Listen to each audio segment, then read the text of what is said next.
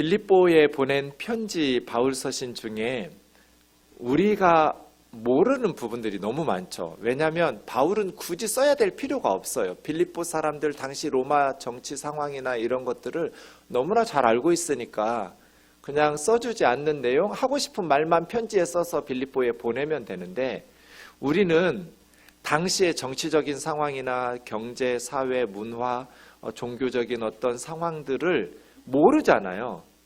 그러니까 왜 이런 말을 하는지 제대로 빌립보서의 내용을 파악하려면 성경의 배경 역사, 성경에는 쓰일 필요가 없는, 그 시대 사람들은 다 알고 있는 그 배경, 성경 배경사를 우리는 모르니까 본문만 가지고는 제대로 본문 내용을 파악하기 어렵겠죠? 그 뒷배경을 알아야 그래서 이런 말을 하고 있는 거구나 라는 것을 알 수 있기 때문에 우리는 성경의 배경에 대한 이야기들이 필요해요. 그래서 서론이에요. 제가 원래는 이 가운데 앞쪽으로 좀 수요 예배에 모여야 질문하고 대답하기가 편하잖아요. 그 생각을 했는데 지금 갑자기 신종 코로나 바이러스 때문에 우리 서로 붙어 있으면 안 돼요. 그래서 교회에서 일부러 좀 띄엄띄엄 앉았고, 이게 좀 잦아들고 다 해결이 되면 좀 딱 옆에 붙어 있을 필요는 없지만 질의응답하면서 대화하기 편한 방식으로 자리를 잡으려고 해요. 여러분 7월까지 수요일에는 빌립보서, 제일 좋은 건 많이 반복해서 집에서 읽으시는 게 좋아요. 하나하나 많이 읽으시면 수술 10번 한 사람하고 1000번 한 의사하고는 실력이 다를 거잖아요. 성경 읽기 10번 한 사람하고 1000번 읽은 사람하고 빌립보서에 대한 깊이가 달라질 거예요. 근데 그냥 아무 생각 없이 읽으시는 건 별 의미가 없고요. 이게 무슨 의미인가, 무슨 뜻인가, 어떤 말씀인가 생각하시면서, 모르면 밑줄도 치고 인터넷 찾아보시기도 하고 저에게 여쭤보시기도 하면서 이렇게 무슨 뜻인지 파악해가면서 읽으시는 게 유익하겠죠. 자, 오늘 빌립보서 서론 이야기를 그래서 좀 하겠습니다. 지도 드렸고요. 그 밑에 보시면 우선 빌립보에 대한, 도시에 대한 설명을 좀 하려고 하는데요. 알렉산더 대왕의 아버지가 필립 2세예요. 빌립이에요. 빌립. 그래서 빌립보, 원래는 빌립피라고 하죠. 빌립포인데요. 빌립포이는 빌립보에 속한 그런 뜻이에요. 그러니까 빌립 2세가 자기 이름을 따라서 도시 이름을 지으면서 빌립보 거 이런 식으로 지은 거예요. 이 도시 이름은 빌립보에 속한, 빌립보의 소유, 이런 의미로 도시 이름을 빌립보, 빌립이라는 사람이 빌립보 이렇게 쓴 거예요. 빌립보에게 소속된, 속한 도시다 하고 새로운 이름을 지었는데요. 이 빌립 2세가 알렉산더 대왕의 아버지예요. 알렉산더 대왕의 아버지인 빌립 2세가 기원전 360년쯤에 빌립보 원주민들을 정복했어요. 이 정복할 때 사용된 그 전술이 밀집 장창 대전법이라고 그래요. 여러분 영화 같은 데 보면 중세시대나 고대에 전쟁하는 모습들 중에 밀집하니까 따닥따닥 붙은 거죠. 밀집해서 장창, 긴 창이라는 거죠. 긴 창, 밀집 장창 대전법. 그러니까 군인들이 따닥따닥 붙어가지고 각자 긴 창을 앞에 들고, 그 다음에 앞에는 큰 방패로 가리겠죠. 큰 방패를 가지고, 긴 창을 가지고 그대로 밀어버리는 거예요. 그렇게 정복하는 그러니까 밀집장창 대전법에서 주의해야 될 것은 틈이 생기면 적에게 패배당하는 거죠. 밀집해야 돼요. 그래서 빈틈없이 한 덩어리가 돼서 움직여야지, 이쪽은 이쪽으로 가고 저쪽은 반대쪽으로 가고 이렇게 분산돼 버리면 틈이 생겨가지고, 그래서 알렉산더의 아버지인 빌립 2세가 빌립보를 정복하고 건설할 때 밀집장창 대전법이라는 유명한 전법을 통해서 이 지역을 정복한 거예요.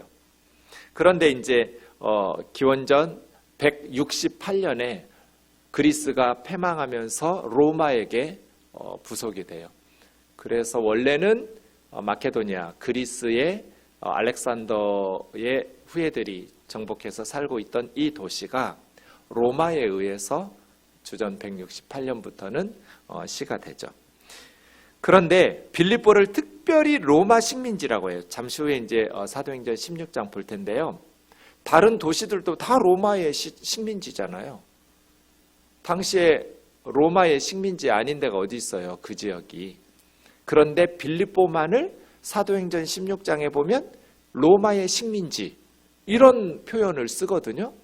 이것은 빌립보가 로마의 특별 식민지란 뜻이에요. 로마의 특별 도시. 그러니까 로마시와 같은 특권을 누리고 있는 시. 왜 그런 식으로 로마의 특별 식민지 대접을 받고 있냐면 기원전 42년에 이 초대 로마 황제가 된 사람이 아우구스투스거든요. 존엄자라는 뜻인데요. 아우구스투스의 원래 이름은 옥타비아누스예요. 옥타비아누스라는 사람이 거기 스페링 하나가 순서가 잘못됐어요. 부트루스가 아니라 브루투스죠. 브루투스가 누구예요? 시저를 암살한 사람이잖아요. 카이사르. 시저를 암살했던 브루투스와 카시우스 연합군을 전쟁에서 옥타비아누스의 군대가 승리해요. 그리고 나서 자신의 부하 군사들을 이 빌립보에 정착을 시켜요. 이 아우구스투스 로마 초대 황제가. 그 후에 주전 31년에 이때가 유명한 악티움 해전이라고 옥타비아누스가 안토니우스를 격파시키는, 그래서 결정적으로 이 옥타비아누스가 로마의 황제가 되는, 초대 황제가 되는 그러한 전쟁이 31년 악티움 해전이거든요. 이 31년 악티움 해전에 승리한 때에도 옥타비아누스는 자기의 부하들, 로마를 위해서 목숨 걸고 전쟁을 했던 그 군인과 가족들을 빌립보에 정착시켜요. 그러니까 빌립보는 군사도시라고 말할 수 있어요. 군사도시인 것이 거기가 전쟁을 위해서 군사도시라기보다는 로마를 위해서 생명을 바쳐서 전쟁을 한 후에 은퇴하거나 부상을 당하거나 이런 군인 가족들이 빌립보에 정착해요. 제 친구 목사가 이제 신대원 다닐 때 우리 교회에도 가끔 와서 설교한 조우진 목사라고 언약교회 목사인데요. 그 친구가 신대원 다닐 때 이제 결혼식을 하고 신혼여행을 가는데 한 달 동안 유럽 여행을 신혼여행으로 다녀왔어요. 그래가지고 야, 가난한 전도사가 참 럭셔리하게도 다녀온다 했더니 그게 아니라 그냥 돈이 없지만 그 유럽을 한번 돌아보고 싶은 거예요. 그때 어디가 제일 좋았어? 제가 물었더니 빌립보라고 대답하더라고요. 빌립보가 그렇게 아름답더래요. 살기 좋은. 빌립보 성경에 나오는 도시들을 한 달 동안 거의 다 돌아봤는데 빌립보를 가보고는 너무나 여기서 살았으면 좋겠다. 옛날 고대 빌립보 도시를 그대로 놔두고요. 근데 그거 너무 좁을 거잖아요. 현대에는. 그래서 신도시처럼 빌립보를 하나 더 만들어 놨대요. 이 바로 옆에다가 그래서 구도시를 허물어뜨리고 거기다가 새로 건설하지 않고 그대로 놔두고 새로운 널찍한 현대식의 빌립보를 다시 세워놓은, 빌립보가 이렇게 두 부분으로 이루어져 있다고 이야기하면서 너무 살기 좋은, 아름다운, 그래서 옥타비아누스가 자기를 위해서, 공화국을 위해서 목숨을 걸고 전쟁을 수행했던 군인과 그의 가족들을 빌립보에 정착시킨 것 같아요. 기후도 좋고 너무나 환경이나 이 모든 것이 쾌적하고 좋은 도시이기 때문에. 그래서 여러분, 빌립보서에는 군사 용어가 많아요. 군대 용어가. 군인들이 많이 살고 있기 때문에 그 도시의 성격이 다른 도시하고 달라요. 그래서 빌립보서에는 정치적인, 군사적인 언어가 많이 사용되고 있다. 그리고 빌립보에는 회당이 없었습니다. 이 말은 유대인들이 회당을 짓는데 룰이 있어요. 유대인 회당, 유대인들은 어디를 가든지 회당부터 짓거든요. 그런데 어느 도시든지 회당을 지으려면 성인 남자가 10명 이상이어야 돼요. 그 도시에.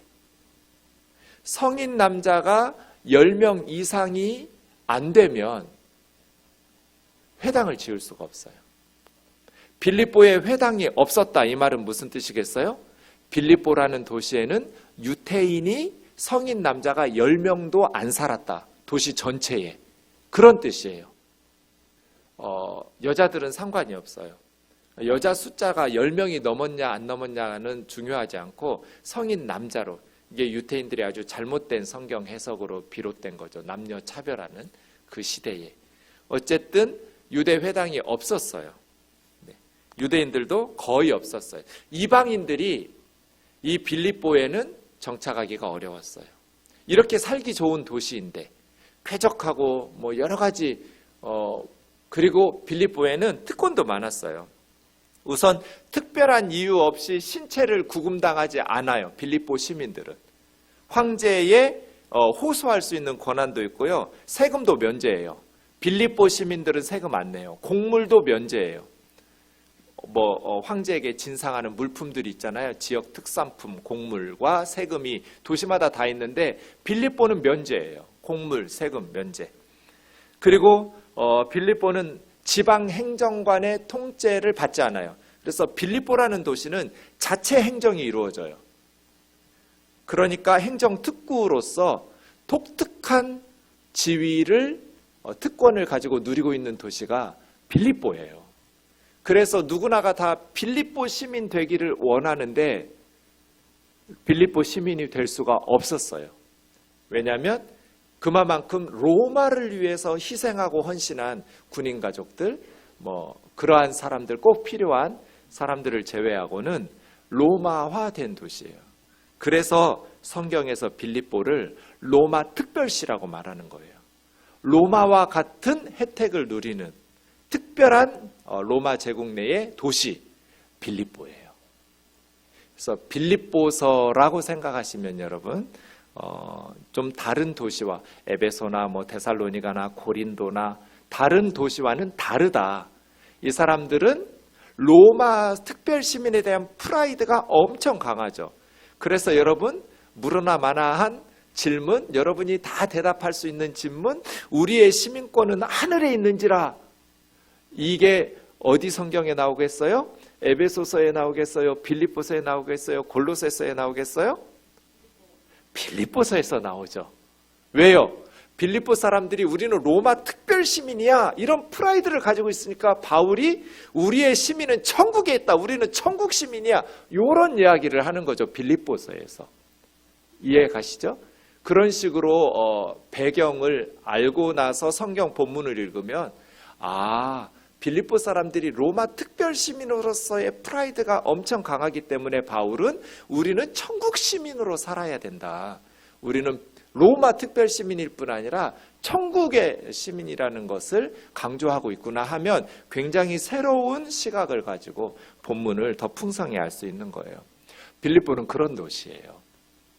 자, 그러면 이제 빌립보 교회에 대해서 사도행전 16장에서부터 6절에서부터 좀 이야기하는데요.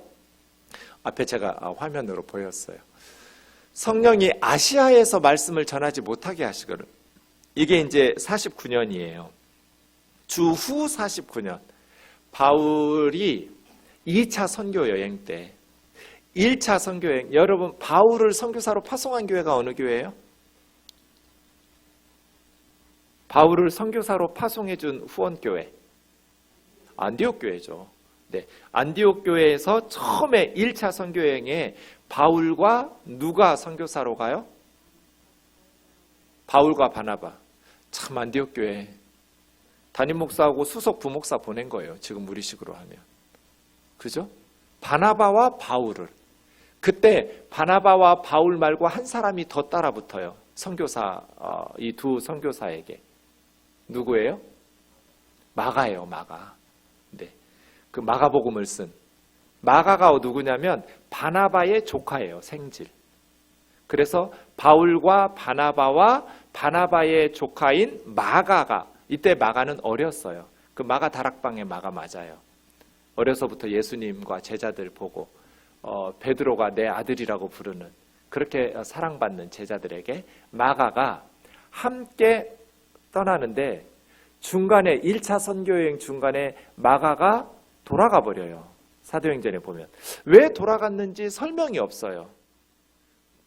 그래서 바울과 바나바는 계속해서 선교 사역을 마무리하는데 마가는 1차 선교여행에 같이 출발했다가 중간에 되돌아와 버려요. 아마 추측키로는 선교 사역이 너무 힘들었기 때문에 중간에 돌아온 것 같아요. 그래서 이제 2차 선교여행을 다시 출발하려고 할 때 바나바하고 바울이 안디옥 교회에서 출발하려고 할 때 마가를 데리고 갈 것이냐 말 것이냐에 대해서 두 사람이 엄청 크게 다퉈요. 바울하고 바나바하고. 그래서 결국은 갈라져요. 바나바는 마가를 데리고 배 타고 섬으로 가고 1차 루트를 따라가고, 바울은 마가 데려가면 안 된다. 이걸 보니까 마가가 1차 선교 여행 중에 중간에 되돌아온 것이 바울이 볼 때는 이게 납득될 수 없는, 용납될 수 없는 이유였던 것 같아요. 바울이 생각할 때 그래 마가가 돌아가도 괜찮은 상황이었어 라고 했다면 2차 선교 여행 갈 때 바나바가 마가 데려가자 라고 말할 때 그래 그때는 그럴 수밖에 없었으니까 하면서 바울이 찬성했을 것 같아요. 근데 바울이 2차 선교 여행 할 때 마가 데려가면 안 된다. 네 조카 데리고 가면 안 돼. 마가가 싫어서가 아니에요. 마가를 나중에 바울이 자기의 사역에 굉장히 유익하니까 데리고 오라고 이야기하면서 마가 엄청 칭찬해요. 바울 서신에 보면. 인간적인 관계가 싫어서가 아니라 선교 사역에 도움이 안 된다. 또 돌아가 버리면 마가 때문에 많은 선교에 어려움을 당하게 될까 봐 바울이 반대해서 바울이 2차 선교 여행은 누구를 데리고 가요? 실라를 데리고 가요. 그래서 바나바와 마가는 섬으로 가고 바울과 실라는 육지로 해서 위로, 지금 터키 지역 위로 올라가는 거예요. 그래서 선교를 하다가 아시아에서 복음을 전하려고 하는데 이제 한 사람 더 붙었어요. 저 때는 중간에 2차 선교여행 중간에 디모데라는 젊은 어린 청년이 2차 선교여행 중에 선교사로 픽업이 돼요. 그래서 바울과 실라, 디모데 세 사람이 선교팀을 이루어서 아시아, 여기 아시아는 지금 우리가 생각하는 아시아 대륙이 아니에요. 로마 제국의 아시아 주예요. 그래서 에이지아라는 게 두 개가 생겼어요. 후대에. 성경에는 소아시아라는 말이 없지만 성경에서 말하는 아시아는 다 로마의 아시아 주를, 지금 터키 지방 아시아 주를 의미하는데 나중에 지금 우리는 아시아 대륙이 생겼기 때문에 후대에 성경의 로마 제국 아시아 주를 마이너를 붙여서 소아시아라고 부르는, 마이너 에이지아라고 부르는 거예요. 그래서 소아시아 이렇게 부르는데 사실은 성경에서는 소아시아라는 말이 없고 그냥 아시아예요. 아시아. 근데 지금 우리하고 혼동하니까 소아시아라고 후대에 붙이는 거죠. 그래서 저 아시아는 아시아 주예요. 여러분 지도 잠깐 보여주실래요, 목사님? 지도 잠깐 보여주시면 저 가운데쯤에서 저쪽 지역이 아시아예요. 보이시죠? 아시아라고 써 있는 저 지역, 지금 터키 지역. 저기에 에베소, 에베소, 골로새, 소아시아 7교회 있죠? 요한계시록에 나오는 서머나, 빌라델피아, 요런 교회들, 거기가 아시아예요. 아시아 주예요, 저 지역이. 원래 바울의 선교팀이 저기에서 복음을 전하려고 애썼어요. 그런데 성령께서 막으셨어요. 복음 전파가 잘 안 돼요, 선교가. 다시 사도행전 와보시면 아시아에서 말씀을 전하지 못하게 하시거늘 부르기아, 갈라디아, 무시아, 비두니아, 이게 아시아 주변의 그 터키 지역이에요. 복음을 전하려고 애를 쓰는데 바울과 실라와 디모데가 애쓰는데 예수의 영이 허락을 안 해요. 이게 뚫리지가 않는 거예요. 그래서 무시아를 지나 드로아라는 곳으로 내려갔는데 이 드로아는 이제 항구 도시거든요. 잠시 후에 확인해 볼게요. 그 다음에요.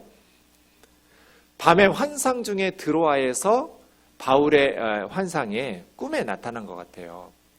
마케도니아 사람, 이제 바다를 건너 유럽 사람이거든요. 마케도니아 사람 하나가 환상에서 여기로 건너와서 우리 좀 도와달라는 거예요.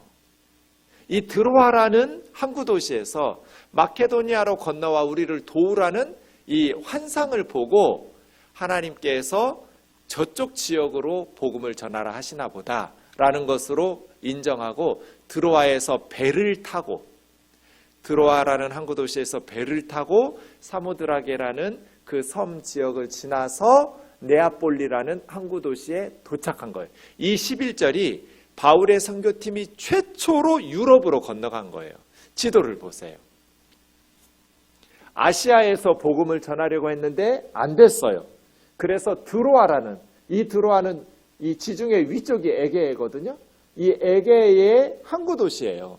이 드로아라는 항구 도시에서 마케도니아 사람이 건너가려면 이제 배 타고 넘어가야 하잖아요. 유럽으로. 에게해를 넘어가는, 건너와서 우리 좀 도와달라는 환상을 보고 이 드로아에서 배를 타고 넘어가요. 넘어가서 처음에 도착한 항구 도시는 네아폴리예요. 근데 네아폴리에 대해서는 사도행전에서 언급이 없어요. 복음을 전했을 것 같긴 한데 네아폴리에서는 교회가 세워지지 않은 것 같아요. 그리고 나서 바로 옆에 빌립보로 간 거예요. 저 네아폴리에서, 지금 네가폴리라고도 하는 네아폴리에서부터 비아 에그나티아라는 고속도로가 지금도 있어요. 2000년 전에 만들어 놓은 고속도로가. 이게 굉장히 중요한 로마 제국 서쪽 지역, 아시아 쪽에서 로마 제국 동쪽 지역, 아시아 지역에서 로마 제국 서쪽 지역, 이 로마시까지 연결하는 굉장히 중요한 고속도로가 비아 에그나티아예요. 그러면 여러분, 우리나라 경부고속도로 안 만들어놨으면 경제발전 쉽지 않았을 것 같아요. 훨씬 더디고 힘들었을 것 같아요. 그죠? 왜냐하면 고속도로가 건설돼야, 교통이 딱 자리를 잡아야 도시들이 발전하죠. 경부고속도로 지나가는 도시들마다 큰 도시들이 다 세워지잖아요. 도시 주변에. 비아 에그나티아가 그래요. 우선 바울의 선교팀이 고속도로로 가면 여행이 안전해져요. 안전해지겠죠? 그리고 편리해져요. 그리고 비아 에그나티아를 통해서 세워진 큰 도시들에게 복음을 전해야, 그때는 교회가 하나도 없으니까 큰 도시들에게서 교회를 세워놓고 복음을 전하면 그 도시가 주변의 작은 마을들은 선교할 수 있잖아요. 이게 바울의 선교 전략이에요. 큰 도시들부터 선교해서 교회를 세운다. 그러면 그 교회들이 그 주변의 작은 시골 도시들을 다니면서 복음을 전파한다. 에베소 같은 큰 교회, 큰 도시에서 두란노 서원 세워놓고 바울이 3년 동안 말씀을 강론하면서 교회를 세웠거든요. 그랬더니 골로새 교회 같은 데가 생기는 거예요. 골로새는 바울이 간 적이 없어요. 에베소에서 와서 에바브라 같은 사람이, 빌레몬 같은 사람이 에베소에 와서 바울을 만나고 복음을 듣고 골로새라는 작은 도시에 자기 마을에 가서 교회를 개척한 게 골로새 교회 같은 거예요. 바울은 골로새 교회 가서 개척한 적이 없어요.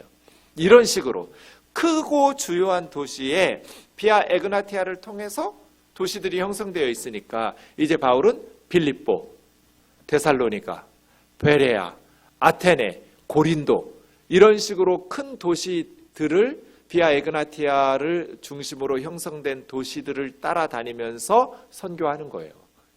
이게 2차 선교 여행이에요. 아시겠죠? 그렇게 빌립보에 도착했어요. 이때가 몇 년? 주후 49년이에요. 49년에 처음으로 복음이 유럽으로 건너간 거예요. 그래서 유럽에 처음으로 세워진 교회가 빌립보 교회예요. 이걸 사도행전과 빌립보서에서는 굉장히 강조해요. 처음으로 유럽에 세워진 교회다. 니네 교회가. 첫 번째 교회다. 빌립보 교회예요. 바울 선교의 전환점을 이루는, 유럽 선교의 문을 열게 된 그것이 빌립보 교회인데요. 다시 좀 볼게요. 사도행전 말씀 읽어가면서 좀 설명하겠습니다. 12절 볼게요. 12절이요. 빌립보에 이르니 마케도니아 지방의 첫 번째 성. 여러분 이건 좀 안 맞죠? 마케도니아 지방의 빌립보가 첫 성이 아니라 네아폴리가 첫 성이잖아요. 배를 타고 도착했을 때 마케도니아에 처음으로 만나는 도시는 네아폴리예요. 그래서 저 12절에 빌립보가 마케도니아 지방의 첫 번째 성이라는 것은 으뜸 가는 도시라는 의미이지 위치적으로 지리적으로 아시아에서 넘어갔을 때 첫 번째 만나는 도시라는 뜻은 아니에요. 배 타고 처음 만나는 도시는 네아폴리라는 항구 도시예요. 거기에서부터 좀 더 한참 걸어와서 빌립보에, 그래서 마케도니아 지방의 으뜸 도시, 그런 의미고요. 로마의 식민지, 제가 아까 설명드렸죠? 그 동네에 로마 식민지 아닌 성이 어디가 있어요? 네아폴리니 뭐 데살로니카니 다 로마 식민지예요. 그런데 빌립보만 사도행전에서 특별히 로마의 식민지라는 말을 언급한 이유는 제가 아까 말씀드린 빌립보가 군사도시이면서 로마의 특별 행정구역이었기 때문이에요. 특권을 누리고 있는. 그렇게 이야기하는데, 안식일에 바울의 선교팀이, 이때 우리는 한 명이 더 붙었어요. 13절 보세요. 안식일에 우리가 이랬죠. 우리가. 아까 3명이었잖아요. 바울과 실라와 디모데. 그런데 지금 사도행전은 누가 썼어요? 사도행전의 저자가 누구예요? 누가죠. 누가.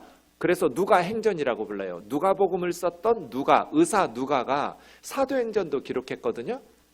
그런데 여기서부터 주어가 바뀌어요.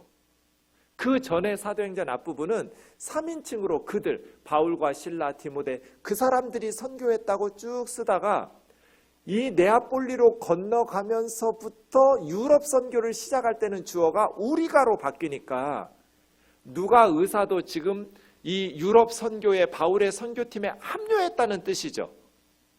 이 글을 쓰고 있는 누가가 우리가 이렇게 주어를 바꿔놨으니까요. 그래 4명 된 거예요. 바울과 실라, 디모데, 그리고 의사 누가까지 4명의 선교팀이 안식일에, 보통은 어느 도시든지 복음 전하기 제일 좋은 것이 회당이에요. 왜냐하면 다른 곳에서는 다 우상 숭배하고 있는데 회당 사람들은 구약 성경에 하나님을 다 믿고 있잖아요. 메시아를 기다리고 있잖아요. 예수님이 메시아라는 것만 가르쳐주면 끝. 그래서 바울의 선교팀이 복음 전하기 가장 좋은 곳이 회당이거든요. 거기 하나님 다 믿는 사람들이니까. 그리고 회당에 선교하기 좋은 또 하나 이유는요. 설교자가 없어요. 지금 우리하고 달라요. 회당에서는 그냥 성경 읽고 기도하고 18기도문이랄지 우리 주기도문 하듯이 이런 식으로 다 해요. 그리고 누구라도 설교할 수 있었어요. 성경을 낭독한 이후에는 이 말씀에 대해서 권면할 말이 있는 사람 이야기하라고 이렇게 예배 인도자가 말하면 저 뒤에 앉아있다가 바울이 비시시하게 손들고 처음 참여하면서 예배에 내가 좀 한마디 해도 됩니까? 유대인이니까. 그럼 당연히 바울이 얼마나 박식한 사람이에요. 가말리엘 문할의 수제자, 랍비 바리새 출신인데요. 그래서 그 성경 구절을 가지고 회당 예배에서 쭉 이야기하다가 바울이 결국 누구 얘기하겠어요? 예수님 얘기하겠죠. 회당 안식일에. 예수님 이야기하면 회당 사람들의 반응이 다양하겠죠.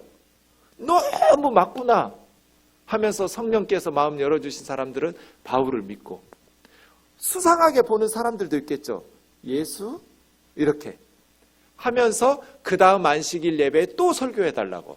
그런 식으로 2번, 3번 안식일마다 설교하면 둘로 딱 나뉘어요.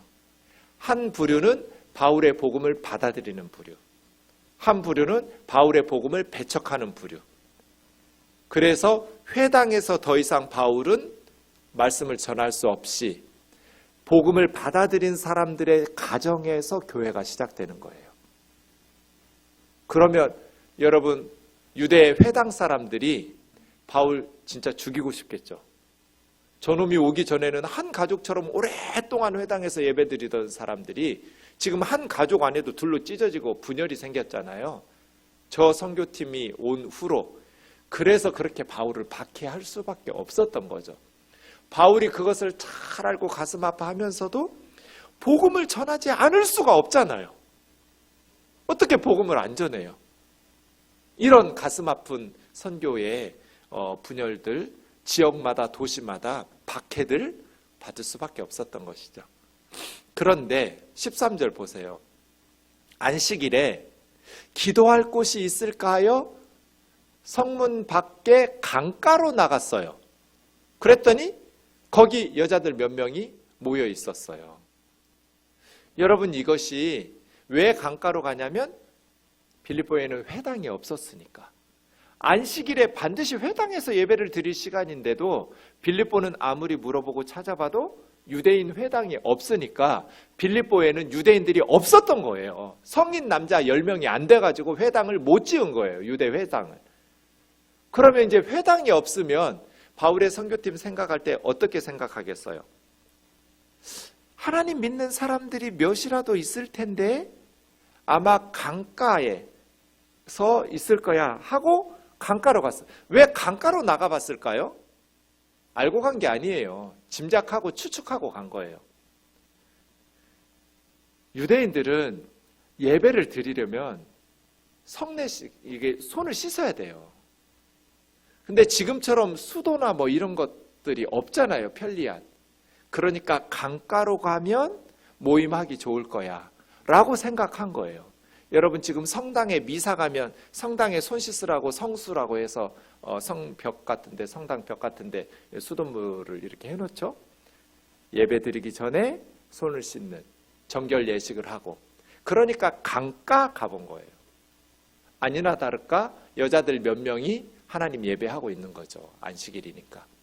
그 중에 두아디라는 소아시아 7교회 중에 하나죠. 두아디라 교회가 있었어요. 그 두아디라 출신의 자색, 염색해가지고 옷감을 무역하면서 장사하느라고 빌립보와 여러 도시를 다니는 루디아라는 여자가 있었던 거예요. 그 강가에. 그래서 바울이 이제 안식일 예배 드리는 중이니까 복음을 전했겠죠. 강가에서. 전했더니 특별히 그 루디아라는 자매님이 주님께서 마음을 열어서 바울의 복음을 믿고 받아들이게 하셨어요. 그래서 여러분, 빌립보 교회 하면 두 사람을 기억해야 돼요. 옷감 장사였던 루디아. 루디아는 원래 빌립보 출신이 아니에요. 두아디라 출신이에요.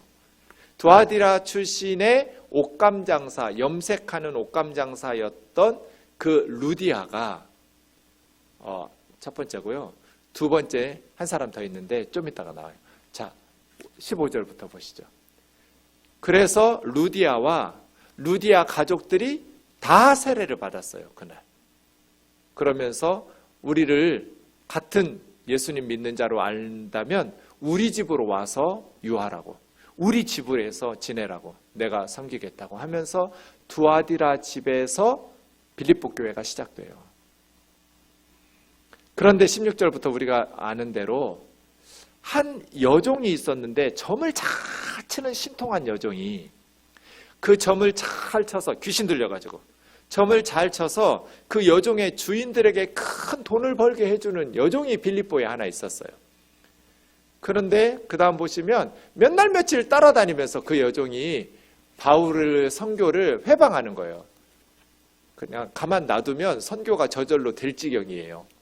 이 사람은 지극히 높은 하나님의 종으로서 구원의 길을 너희에게 전하는 자라. 틀린 말 있어요? 이 여종의 말에? 가만 놔두면 선교에 도움이 될 것 같죠? 그죠? 귀신 들려가지고 막 바울과 선교팀을 쫓아다니면서 막 홍보를 해주고 있어요. 이 사람들은 지극히 높은 하나님의 종으로서 구원의 길을 너희에게 전파해주는 사람들이다. 근데 바울이 너무 괴로웠어요. 심히 괴로워하면서 예수 그리스도의 이름으로 귀신을 쫓아버렸어요. 아니, 가만 놔두면 선교에 도움이 될 것 같은데 틀린 말 하나도 없구만. 왜 귀신을 쫓아버렸을까요?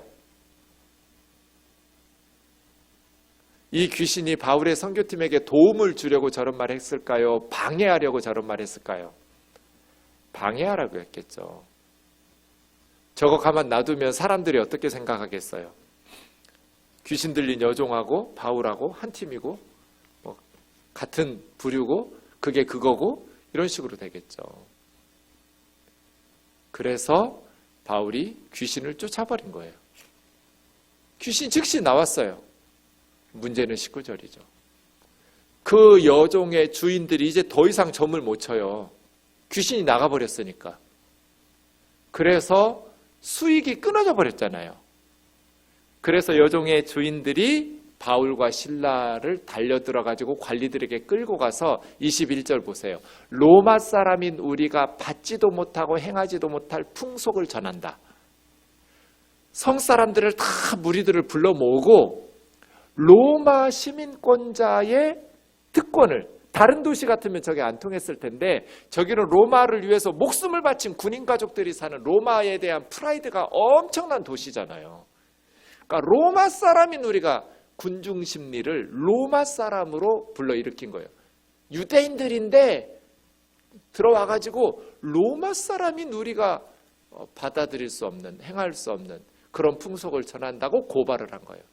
그래서 22절에 무리들이 막 달려들어가지고 고발을 하니까 그 관리들이 옷을 찢어벗기고 매로 치라 해서 바울과 실라를, 아마 누가와 디모데는 타협해서 뺐던 것 같아요. 나이도 어리고 하니까 얘기해서 나이 많았던 바울과 실라가 맞은 것 같아요.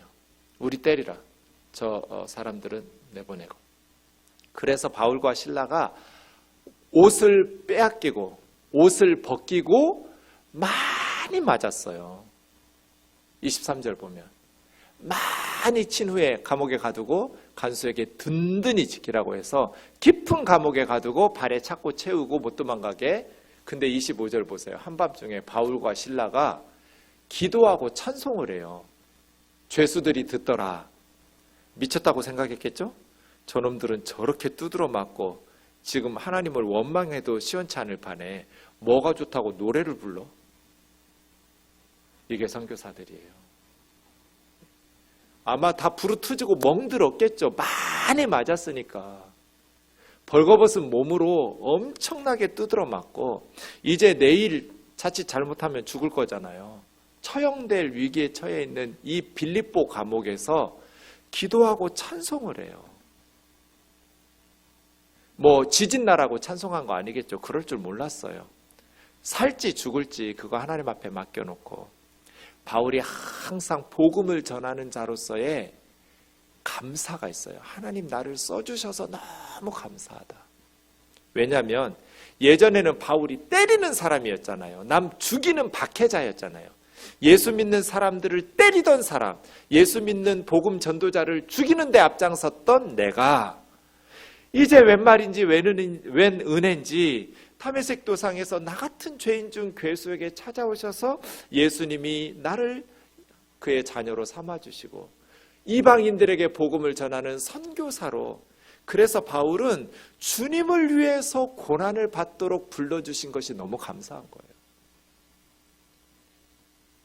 제가 늘 우리 목회자들에게 이 감격이 식으면 안 된다고 말하거든요. 잘난 것도 없는 우리들을 주님께서 앞장서서 주의 일을 섬기도록 써주시고 불러주시는 이 은혜가 얼마나 감사하냐. 이 주님으로부터 부르심 받은 이 감사와 감격이 없으면 우리는 부패하고 원망하고 불평하면서 타락하게 된다. 괜히 돈 많이 헌금하고 뭐 이렇게 목회자들에게 잘 대접하는 성도님들에게나 이렇게 잘 대하면서 또 가난하고 어려움 가운데 처한 성도들은 외면하고 무시하면서 그런 식으로 살게 된다. 사람이니까. 우리가 주님으로부터 부르심 받은 것에 대한 감격. 아무리 힘들어도 제가 늘 그래서 우리 부교육자들한테 그러거든요. 우리가 돈이 없지 가오가 없냐? 이게 영화 멘트인데요. 우리 목회자들이 돈이 없지 가오가 없냐. 목사의 전도사들의 말씀 전하는 목회자의 프라이드를 지켜야 된다고. 당당하고 주님 앞에서 주신 사명을 진짜 최선을 다해서 감당해내야 된다. 어떤 상황에 처하더라도 우리가 해야 될 일들을 감당해내야 된다. 바울과 실라 보세요. 찬송을 해요. 하나님 가슴이 정말 찢어졌겠죠. 저는 가장 향기로운 진한 향기가 나는 찬송이 저 찬송 같아요. 지금 시름시름 아이고 하고 지금 두드러 맞아가지고 피투성이에요. 지금 멍들어가지고 그런 상황인데 노래를 불러요. 하나님 앞에 감사하면서 찬송을 해요. 저 빌립보 감옥의 찬송이 가장 향기로운 찬송 아닐까. 하나님 앞에 가장 가슴을 울리는, 뭐 평상시에 우리의 찬송도 하나님이 기뻐하시면서 흡족해 하시겠지만 정말 찬송할 수 없는 상황인데, 노래는 무슨 노래? 정말 불평하고 원망해도 하나도 이상하지 않을 상황인데도 하나님을 찬송하면서 감사할 때 그 찬송이 가장 값진 찬송이다. 그렇지 않을까요? 그래서 그런지 26절에 하나님께서 큰 지진을 갑자기 일으키다. 한밤중에 간수가 새벽이니까 졸다가 도망간 줄 알고, 당연히 도망간 줄 알고 칼을 빼서 자결하려고 하는데 바울이 큰 소리를 외치는 거예요. 우리가 여기 있다고, 네 몸 상하게 하지 말라고. 등불을 들고 깊은 그곳에 들어가 봤더니 그대로 있는 거예요. 간수가 엎드렸어요. 그리고 30절에 유명한 질문을 하죠. 어떻게 해야 내가 구원을 받을 수 있냐고. 31절 같이요. 시작. 이르되 주 예수를 믿으라. 그리하면 너와 내 집이 구원을 얻으리라. 이게 간수한테 한 말이에요. 빌립보 감옥에서. 주 예수를 믿어라. 그리하면 너와 너의 가정이, 너의 집이 구원을 얻을 것이다. 그래서 간수가 그 집 사람들을 다 끌고 왔어요. 그래서 바울에게 복음을 들었어요. 그리고 그 다음이요. 그 밤에 자기와 온 가족이 다 세례를 받고 이제 바울과 실라를 데리고 자기 집으로 와서 우리 집에서 음식을 차려주면서 온 집이 하나님을 믿음으로 크게 기뻐하게 됐어요. 그래서 빌립보 교회를 생각하면 두 사람 기억하라고 그랬죠. 자주 옷감장수 루디아, 강가에서 만난 루디아하고 간수예요. 이름은 안 나와요. 빌립보 감옥의 간수와 그의 가정. 그래서 이 두 가정이 개척 멤버예요. 루디아와 그의 가족, 간수와 그의 가족. 숫자가 많지는 않았겠죠. 바울이 선교했던 교회의 성도들은 가정에서 드려도 충분할 만큼 몇 명 안 모이는 거예요. 빌립보 교회도 크지 않은 공동체였을 거예요. 그렇게 그 밤에, 그래서요, 불평하고 원망했으면 불평하고 원망하고 끝났겠죠? 그런데 하나님 앞에 기도하면서 찬송을 했더니 지진이 일어나고 하나님께서, 그래서 우리가 선교사님들을 위해서 항상 기도할 때 요 부분을 기도하셔야 돼요. 우리 선교사님들만 아니라 하나님이 함께 계셔서 표적과 기사와 기도의 응답으로 복음이 전파되도록 항상 선교사님들을 위해서 기도할 때는 그 기도를 하셔야 돼요. 선교지에서는 지금하고 달라요. 뭐 이건 상식적으로만 될 수가 없어요. 능력이 나타나야 돼요. 성령의 능력이. 바울의 빌립보 사역처럼. 바울이 그 고통을 받고 신라가 그 고통을 받았지만 열매가 맺혔잖아요. 그래서 크게 기뻐하고, 나리샘의 상관들이 그 이야기를 듣고 그럼 이 사람들을 조용히 내놓자. 풀어줘라. 빨리 조용히 나가 떠나도록 해라. 이때 비로소 36절에 바울이, 나 로마 시민권자인데 로마 시민권자인 우리를 제대로 재판도 안 하고 이렇게 두드러 패고 사람들 앞에서 수치스럽게 옷 다 벌거 벗기고 그렇게 많이 두드러 패는 이런 치욕과 매질을 당했으니 옳지 않다.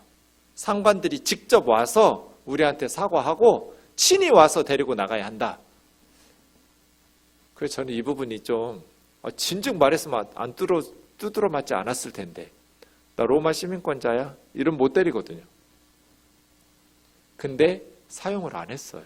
상황이 안 됐는지 막 무리들이 몰려들어서, 아니면 기도 중에 성령님께서 그런 마음을 막으셨는지 모르겠지만, 이때 비로소 바울은 태어나면서부터 로마 시민권자거든요. 그의 부모가 로마 시민권자여서 이스라엘 사람인데 어떻게 로마 시민권자가 됐을지 학자들이 연구하는데, 텐트 메이커잖아요. 아마 로마 제국의 전쟁의 막사나 어떤 텐트를 만드는 일에 있어서 납품을 하면서 샀는지 정확히 알 수는 없어요. 근데 바울은 태어나면서부터 로마 시민권자예요. 부모님에게 물려받은. 나 로마 시민권자라고. 그 다음, 그러니까 놀래가지고 로마 사람이라는 말을 듣고, 이게 이제 빌립보가 로마 특별시기 때문에 그래요.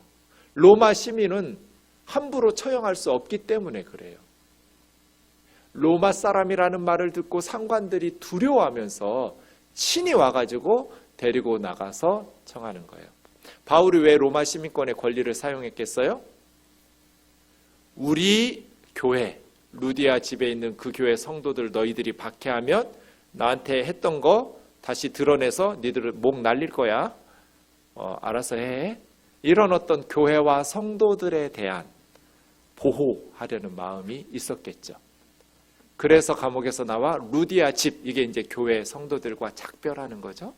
루디아의 집에서 형제 자매들을 만나서 위로하면서, 이제 우리는 이 도시를 떠나야 된다. 너희가 교회를 잘 세워야 된다 하면서 지도로 보시면 어디로 가냐면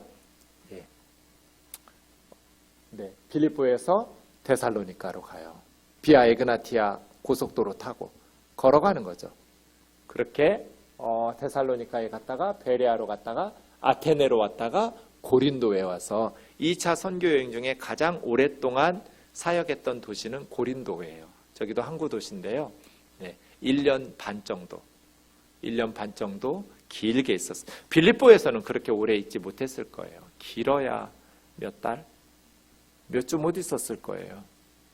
그렇게 빌립보에서 복음을 전하고 교회를 개척하고 데살로니가로 떠나죠. 여러분 이제 마무리할게요. 3페이지 3번에 빌립보서를 기록하게 된 정황은, 이거 옥중서신이에요. 에베소서, 빌립보서, 골로새서 다 로마 감옥에서 쓴 편지예요. 그래서 옥중서신이라고 하거든요. 빌립보서를 쓰게 된 것은, 여러분 이제 집에 가셔서 빌립보서 한번 쭉 읽어보세요. 오늘 내용 들으셨으니까 서론을 이렇게 생각하시면서, 빌립보서 4장짜리니까 짧은 편지 성경이에요. 쭉 한번 읽어보시면서 이 편지를 왜 썼을까를 생각해 보시면, 디모데를 좀 빌립보 교회에 오게 해달라고 요청한 것 같아요. 근데 디모데를 보내면서 지금은 아니라고, 나중에, 지금 이쪽 상황을 좀 어느 정도 정리하고 나중에 보내겠다고 하면서 에바브로디도를 먼저 보내요. 에바브로디도는 빌립보에서 선교 헌금을 가지고 감옥으로 로마까지 온 사람이에요. 빌립보 교회 성도예요. 에바브로디도. 근데 오다가 중간에 병이 들어서 죽을 병에 걸렸는데 빌립보로 돌아가지 않고 끝까지 바울이 있는 데까지 와서 사명을 완수해요. 그런데 이제 병이 나았거든요. 2장에 이제 에바브로디도가 나와요. 그 에바브로디도를 다시, 디모데가 아니라, 디모데는 나중에 보내줄게요 하면서 에바브로디도를 먼저 보내요. 그리고 에바브로디도 편에 빌립보 교회가 이러이러한 문제가 있다고 도움을 요청하는 편지와 선교 후원 헌금을 보내거든요. 그거 이제 영수증 같은 거예요. 에바브로디도 편에서 보내준 선교 후원금 잘 받았다고. 그러면서 나는 비천에 처할 줄도 알고 풍부에 처할 줄도 알아. 일체의 비결을 배웠다고. 이거 이야기하는 데가 빌립보서예요. 후원금 더 보내달라는 게 아니라, 그 향기로운 제물로 너희 선교 후원금 잘 받았는데 너희에게 유익하도록 선교 후원하라고 하는 거지, 나는 가난하든지 부유하든지 어떠한 상황에서도 내게 능력 주시는 자 안에서 내가 모든 것을 할 수 있다. 그런 이야기들 빌립보 교회에 선교 후원금 받고 편지로 쓰면서, 또 2장에 보면 빌립보 교회는 분쟁도 있었어요. 유오디아와 순두계라는 두 자매님들 사이에 갈등이 있어서 하나 되라는 이야기들 하고요. 핍박과 박해 가운데서 믿음으로 잘 견디는 이야기들을 해요. 결론적으로 빌립보서에서는 로마의 식민지가 아니라 우리는 하나님 나라의 식민지, 로마의 시민이 아니라 로마의 시민이기도 하지만 우리는 천국 시민이라는 것. 그래서 천국 시민답게 살아야 된다. 이게 이제 1장 27절에 복음에 합당하게 생활하라. 복음에 합당하게 생활하라는 말에서 정치라는 단어, 이 단어가 폴리티오마이거든요. 폴리티오마이라는 단어에서 폴리틱, 정치라는 단어가 나온 그리스 말인데요. 복음에 합당하게 정치해라 이 말이에요. 복음에 합당하게 생활해라. 이것은 밀집장창 대장법으로 알렉산더의 아버지가 빌립보를 정복했듯이 한마음 한뜻으로 협력해서 복음에 합당하게. 왜 싸워요? 교만하고 싸우죠. 겸손하면 싸울 일이 없어요. 복음에 합당하게. 복음의 핵심이 십자가와 부활인데 내가 죽어야 살잖아요. 내가 희생하고 내가 헌신하는 복음에 합당한 삶을 통해서 하나님 앞에 드려지는 복음에 합당하게 정치하고 살아가도록 권면하고 있어요.